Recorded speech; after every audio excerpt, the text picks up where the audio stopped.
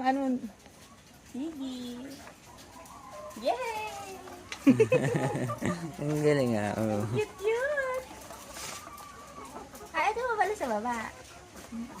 Ang dami. Hindi ka tinutukan ni Tati May? Minsan, minsan kasi Minsan lang. yung ano kung Pag gutom na, pag wala ng pagkain, siguro to. hindi lang sila. Hindi kumagad hapon na. Parang maliliit ngayon yata yung ibang egg na. May, ano sila, iba-iba naman. Iba-iba talaga. Hapon nga. Nawalan na ng leeg yun ah. Nawalan na ng balahibo. Ano ay, nagtukaan kasi. Masipag Di ba? kumain.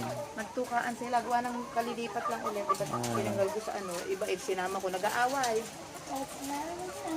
Ano to ngayon lang umitlog? Ngayong araw niya lang ito. Ah, Nakaka-enjoy din pala mag-harvest na egg. Yung ipot lang ang hindi mo nakaka-enjoy eh. Ano? Yung ipot lang. Nag-ibon na. ay isa yun ang inuman nila. Natanggal na yung isang yung ano. Okay lang. Doon na sila nainom. Oo, pang sahod lang naman. Yan talaga nalabas yung tubig. Alam na nila. Parang Hindi tutukain ako ah.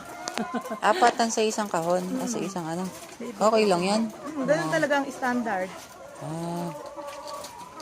Parang kakaitlog lang ito, mainit pa. Yun, ganun yan. Minsan bagong Baka mabasa, hawakan maigi. Oo. Sayang ko pa naman isa. Ayun pa. Ang dami! Gusto ano dati, hindi sila ma-preso ngayon. Mas-preso na sila.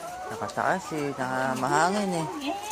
Eh pagka naulan, okay lang yan, hiyaan na lang. Di ba yan ka lang magdadagdag ka pa ng O denta? ngayong Ito oh. press, nadating na sila, mapupuno yan. Oo, sayang alaga mo eh. Kaya, di ba, ang saya manguha.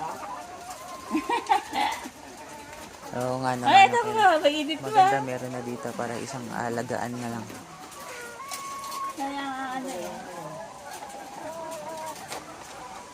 Kasi binabalutan ko nga. Yung ano man, oh, napasok doon sa ilalim, kakay yung ipa. E di, Nakakatawa eh. sarap ng buhay nila, di ba? Pakain pa nga. Mapresko. Eh, kinakatay ba yan? Oo, pagka ano, yung pag hindi na sila na-itlog, yung ano nga nagpalit na nga sa poultry. Nung una, inaalok sa akin 65 pesos lang isa. Parang Tagalog na yun eh. Yung karne niya. Ganun.